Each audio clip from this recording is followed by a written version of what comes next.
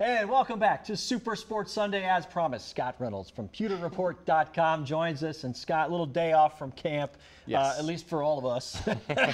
We'll see what happens this week as the Bucs now get ready for a preseason game. But one of the themes that I've noticed so far in camp, and it's been talked about, is how far ahead this defense has been in many of the drills and many of the periods. Dirk Cutter's pointed it out. Is it really that noticeable to you? It certainly was on Friday. Dirk Cutter said that typically you want to have practice 50-50, and it was 90-10 in favor of the defense that day. But yes, we've seen interceptions galore. We've seen Jason Pierre-Paul and Gerald McCoy get after the quarterback. And the offense has had some bright spots. I think Chris Godwin has had his day or two to shine, O.J. Howard as well. The quarterbacks have been hit and miss on some of those days, but yeah, I think the defense is much further ahead than the offense right now.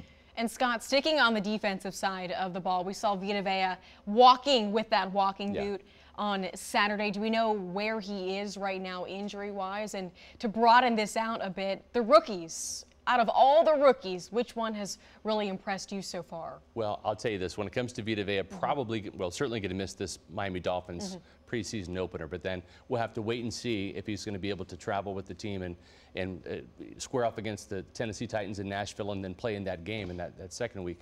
But I think when it comes to the rookies, boy, those cornerbacks from the second round, Carlton Davis, the big 6'1" tall drink of water with a long physical presence to him that's been giving Mike Evans fits in practice. He's really stood out. M.J. Stewart, the other second-round pick, the cornerback from North Carolina, has really made an impression working inside in the slot, covering Adam Humphries and some of the slot receivers, but then also outside at cornerback. So whether he's inside in the slot or outside, I think both of those cornerbacks, M.J. Stewart and Carlton Davis, have really shined in camp. All right, yeah, Dirk Cutter pointed out that M.J. Stewart, very intelligent player, a guy who's not swimming as rookies normally do. Those were his words.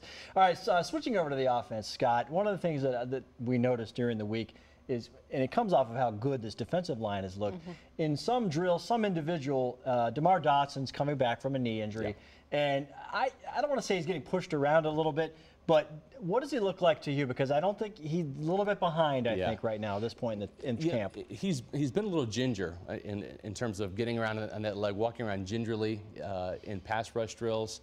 Doesn't seem like he has full confidence in that knee yet.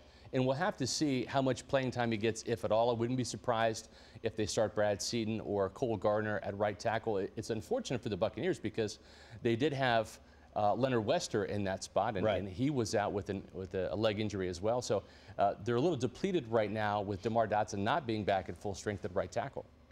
Sticking on the offensive side of the ball, Dirk Cutter has said all three quarterbacks will see playing time on Thursday against the Dolphins. But given the situation, Winston's out the first 3 games of the season.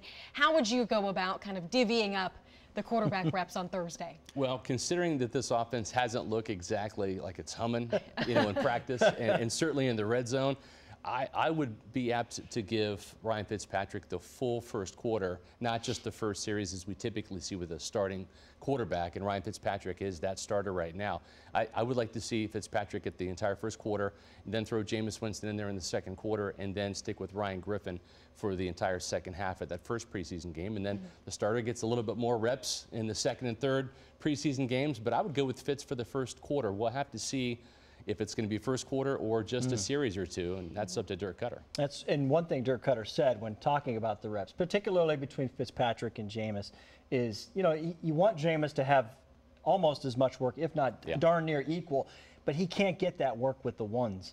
Do you dare throw him in with the ones in the first preseason game, or does it have to be Fitzpatrick, in your opinion? Well, I think Jameis Winston will see some time with the ones. That might not come until maybe the second or the third preseason game, but it's going to come because as much as they're getting Ryan Fitzpatrick in this offense ready for New Orleans, Jameis Winston's going to be the quarterback for the balance of the season from week 4 on. So you have to still develop that guy. He's still young at age 24, and make sure that his rhythm and timing with these receivers is ready when he gets back from that 3-game suspension.